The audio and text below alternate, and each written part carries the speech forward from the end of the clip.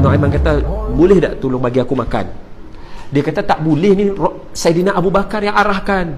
Aku risau kalau Saidina Abu Bakar suruh tunggu, ini adalah perintah daripada Allah dengan Rasul. Nu'aiman kata, hang kena bagi aku makan, kalau tidak hang cari pasal dengan aku. Dia kata, aku memilih tak bagi makan kat hang sebab aku jaga amanah dengan Saidina Abu Bakar. Okey, hang cari pasal dengan aku. Dia pergi merkit, dia pergi habaq dekat semua orang, dia ada hamba dia nak jual. Dia jual sahabat tadi tu. Sahabat tu kena tangkap. Dia kata, saya bukan hamba, saya orang merdeka. Semua orang kata, kami dah tahu dah hang akan cakap macam ni. Tuan hang dah bagi tahu dah tadi. Depa ambil, depa bayar dekat Nu'aiman 20 dirham. Nu'aiman ambil 20 dirham, pergi beli makanan, pergi beli hadiah kat Rasulullah. Lepas tu dah habis, Sayyidina Abu Bakar heran. Masa time makan, mana dia kawan yang jaga ni? Nu'aiman habaq, saya dah jual dah tadi.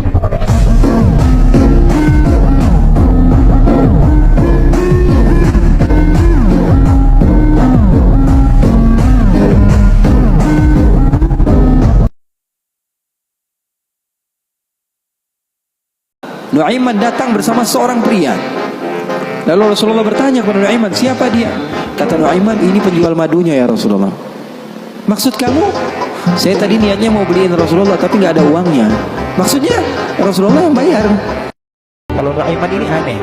Pernah Rasulullah SAW dibawain makanan banyak, dikasih Rasulullah, dikasih sahabat, semuanya sudah makan. Tiba-tiba si Nu'aiman ini, sahabat Nabi Nu'aiman, mengatakan kepada Rasulullah, ya Rasulullah, ini yang penjualnya, tolong kau yang bayar ya Rasulullah. Hai sahabat, silahkan kalian pulang. Aku ingin menyaksikan saat Nu'aiman ditanyakan oleh para malaikatnya Allah.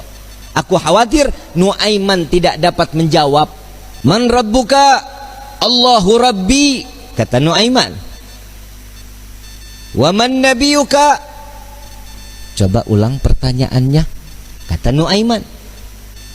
Wa man nabiyuka? Tunggu, kayaknya saya salah dengar. Wa man nabiyuka? Jangan kencang-kencang, orangnya masih di atas tuh, katanya.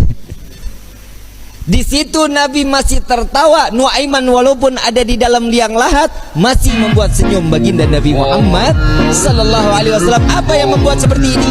Cinta. Di zaman Iyas Al-Muzani rahimahullah, seorang ulama tabi'in, pernah beliau menjadi hakim. Dan waktu itu ada sahabat Nabi yang masih hidup, namanya Jabir bin Abdullah. Jabir bin Abdullah itu umurnya sudah 90 tahun lebih, tua sekali. Akhir Syaban, masyarakat umumnya semua pergi ke pinggir pantai mau lihat hilal. Lalu kemudian waktu orang lagi cari-cari hilal, nggak ada yang lihat bulan nih. Jabir bin Abdullah, sahabat Nabi, bilang, saya sudah lihat hilal. Sahabat Nabi, orang semua balik, sahabat Nabi udah lihat, berarti sudah. Tapi Iyas ini cerdas, dia hakim waktu itu. Dia langsung didekati Jabir, dia mengatakan, wahai sahabat Rasulullah, apakah anda yakin melihat hilal? Kata Jabir, iya, saya lihat. Lalu Iyas pergi ke wajahnya Jabir. Ternyata karena tua sekali, alisnya beliau tebal, turun. Ya, itu kisahnya begitu.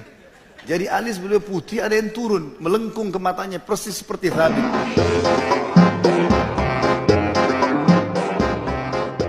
Nu'aiman ingin bikin senang Nabi SAW karena ngelihat Nabi itu selalu bersedih. Karena cintanya Nu'aiman kepada Nabi Muhammad SAW, Nu'aiman ini berangkat ke tempatnya Zaid bin Thabit. Sayyidina Zaid jual kambing, diminta sama Nu'aiman, ya Zaid, saya ambil kambingnya 2, saya mau hadiahin ke Nabi, katanya. Oh iya, silahkan, kata Zaid. Duitnya mana Nu'aiman? Duitnya nanti minta sama Nabi. Dibawain 2 ekor sama Zaid yang nganterin, bukan Nu'aiman yang bawa. Nu'aiman ngintip dari samping tembok, ngeliatin. Begitu kambingnya disampaikan kepada di tangan Nabi, Zaid nungguin. Rasulullah senyum, alhamdulillah, terima kasih banyak, ini hadiah dari Nu'aiman. Ya Rasulullah, alhamdulillah, kirim salam sama Nu'aiman. Dan setelah sedihnya Nabi, pertama kali senyum saat Nu'aiman menghadiahkan kambing kepada Nabi Muhammad SAW. Diterima sama Nabi. Zaid nggak jalan, diam aja. Ada apa lagi wahai Zaid? Ada lagi yang mau dibicarakan? Enggak ya Rasulullah, duitnya.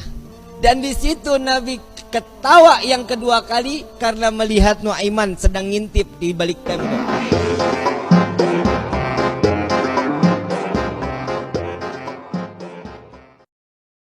Rasulullah SAW didatangi asyraf, delegasi dari beberapa negara yang ingin mengenal apa itu agama Islam. Sehingga mereka datang kepada rumah Rasulullah SAW membawa unta, kendaraan yang ketika itu kendaraan yang paling mahal mereka miliki, untanya yang paling mewah. Diikat di depan rumah Rasulullah SAW. Tamunya pun masuk, duduk bersama Rasulullah SAW. Di depan rumah Rasulullah SAW ada beberapa sahabat lagi nongkrong gitu depan rumahnya Rasulullah SAW. Ketika mereka sedang asyik duduk, tiba-tiba Nuaiman datang. Ini Nuaiman kalau datang pasti bikin sesuatu yang aneh. Tapi ketika itu Nuaiman datang, ingin duduk bareng Sayyidina Hamzah. Sayyidina Hamzah katakan kepada Nuaiman, bercanda begitu. Nuaiman, kamu lihat unta orang datang dari luar Arab ini. Lihat, kata Nuaiman, ini besar banget ini, badannya besar gitu. Dagingnya pasti banyak. Iya nih kalau kita sate enak nih ntar malam. Kata Nuaiman. Kata Sayyidina Hamzah, apakah kamu berani? Kata Nuaiman, saya berani aja asal kalian gak bilang sama Rasulullah. Kata Sayyidina Hamzah, benar wahai Nuaiman, benar. Akhirnya Sayyidina Hamzah lupa masalah itu, cuma bercanda-bercanda saja. Tiba-tiba apa? Ternyata ketika dia melihat unta tersebut sudah pisah antara kepala sama badannya. Nuaiman mengatakan, wahai Hamzah, ini unta saya sudah potong, saya mau pergi sebentar, kalau Rasulullah cari saya, tolong jangan beritahu di mana saya.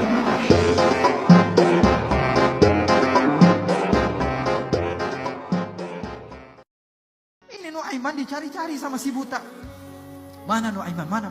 Nuaiman lagi duduk juga di tempat yang sama. Berdiri Nuaiman. Buta. Dirubah suaranya. Ngapain kamu? Saya cari orang. Siapa namanya?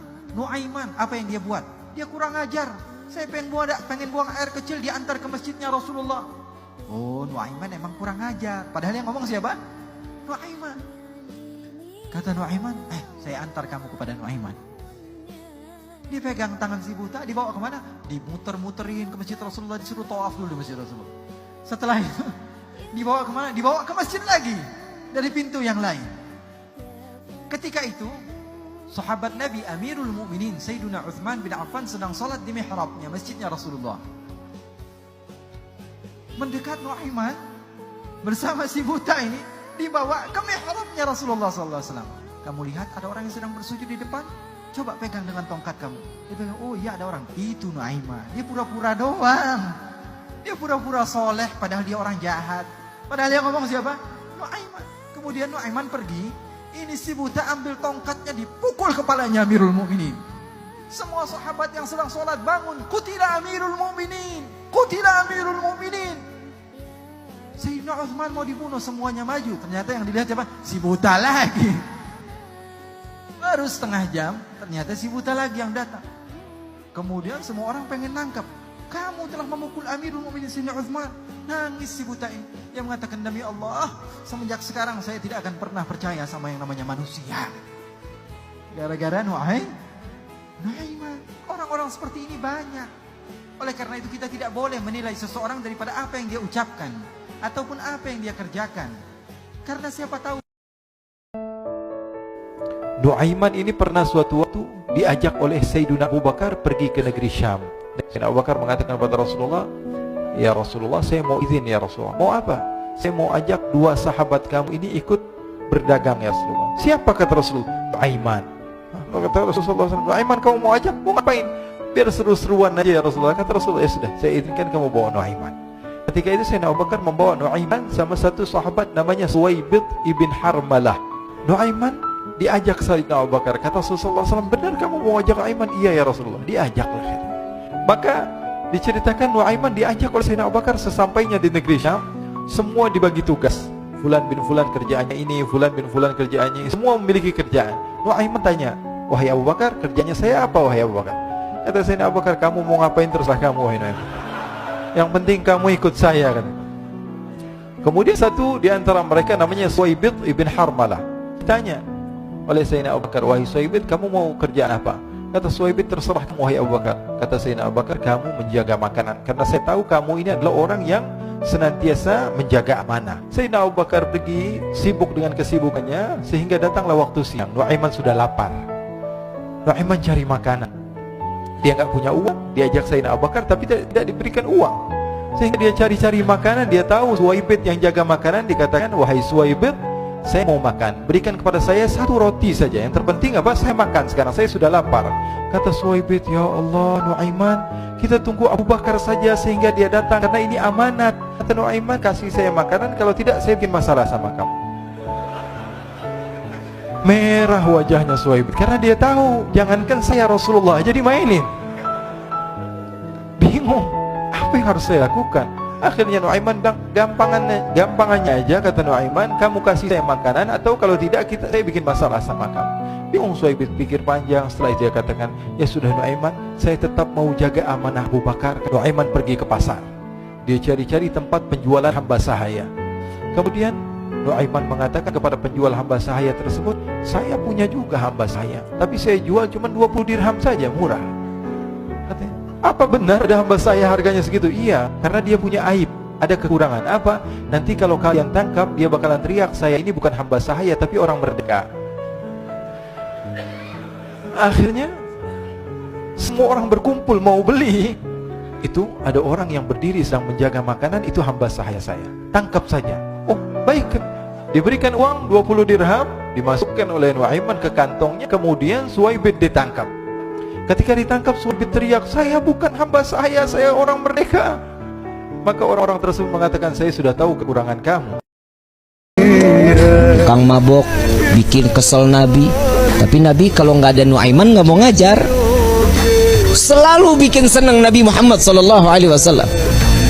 Satu waktu saat setelah Nuaiman wafat, Rasulullah yang mandiin, Rasulullah yang kafanin, Rasulullah yang masuk ke liang lahat.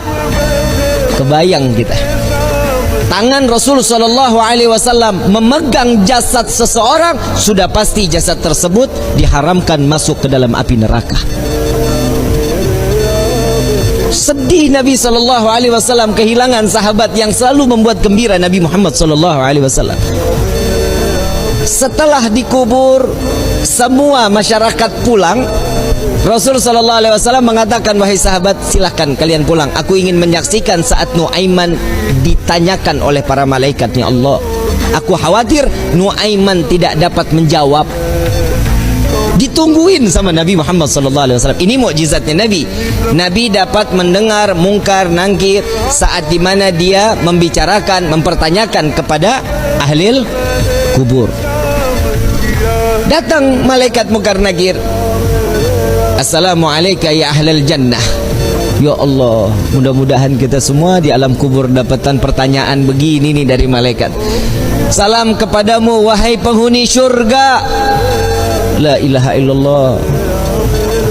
Allahumma ja'alna minhum. Amin ya rabbal. Man rabbuka? Allahu rabbi, kata Nuaiman. Wa man nabiyuka? Coba ulang pertanyaannya, kata Nuaiman. Wa man nabiyuka? Tunggu, kayaknya saya salah dengar. Wa man nabiyuka? Jangan kencang-kencang, orangnya masih di atas tuh, katanya. Di situ Nabi masih tertawa. Nuaiman walaupun ada di dalam liang lahat masih membuat senyum baginda Nabi Muhammad SAW. Apa yang membuat seperti ini? Cinta. Kalau sudah mendapatkan cintanya seseorang yang kita inginkan, pasti hidup kita bahagia. Saya punya kitab Mizahu Rasulillah, guyonane Kanjeng Nabi. Nuaiman itu sahabat Ansor paling seneng guyon, senengane mabuk. Dia mabuk tenan, ngefle. Sahabat niku tiap mabuk ya dijilid mbek Nabi, diduduki sahabat ping 80, mergo nak mabuk itu diduduk. Tapi ya tetep mabuk nek. Lha senengane iku nak ana makanan-makanan enak niku diaturno Nabi. Ku angger sing dagangan niku nagih Nabi, ya Rasulullah jenengan derek-derek kudu bayar, aja mangan tok. Iku kelakuan. Lha iku sing digawe dalil Imam Ghazali lan ahli sunnah ketika sahabat do maksud Nuaiman. Ma aktsaro ma yu'tabi. alaika la'natullah. Kowe iku cek seneng ngakali nabi, seneng minum, kowe iku dilaknati pangeran. Terus Nabi dawuh latal anuhu fa innahu yuhibbu wa rasulah. Kejegeman nglaknati Nuaiman, ngene-ngene seneng Allah lan seneng Rasul. Semenjak itu ahli sunnah berpendapat maksiat itu tidak menghalangi wong oleh seneng Allah lan Rasul. Lan ana wong rapati salat, tatonan, seneng maulidan ki ora oleh gedhe.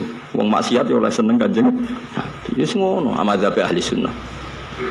Nuaiman tua-tua tobat tapi nakale iku ijek.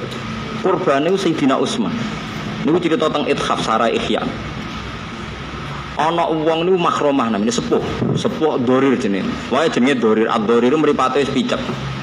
Riyen masjid niku saking pasir. Lah Dorir teng masjid kudu nguyoh. Muni ainal hamam, tailate iku ndi?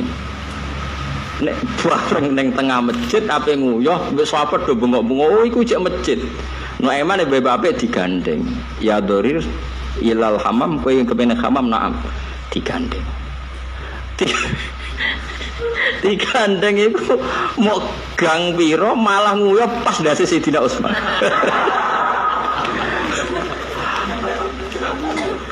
Pas iku Sayyidina Utsman iku Amirul Mukminin, wis presiden. Barang diuyohi wong bengok-bengok Amirul Mukminin. Ya bulu alaihi dzuri. Amirul Mukminin diuyohi sinten?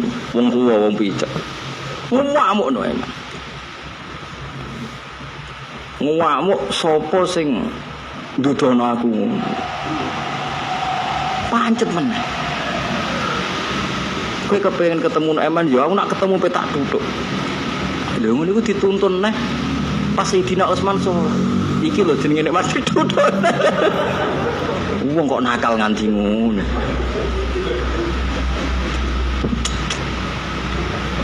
Musim pertama dia tok wis putih, pokoke sing kedua malah nuthuk Sayyidina Utsman.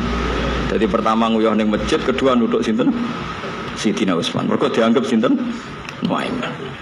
Jadi iki cerita. Jadi saiki nek ana wong alim-alim seneng wong lucu, ana wong seneng maulidan tapi tatonan, kadang-kadang rapati salat itu keben ngono. Ora salate dosa, senenge ora usah larang. Aja kok ora salat kok seneng Nabi ora oleh kowe mending ngene iki ora salate iku salah, senenge Nabi.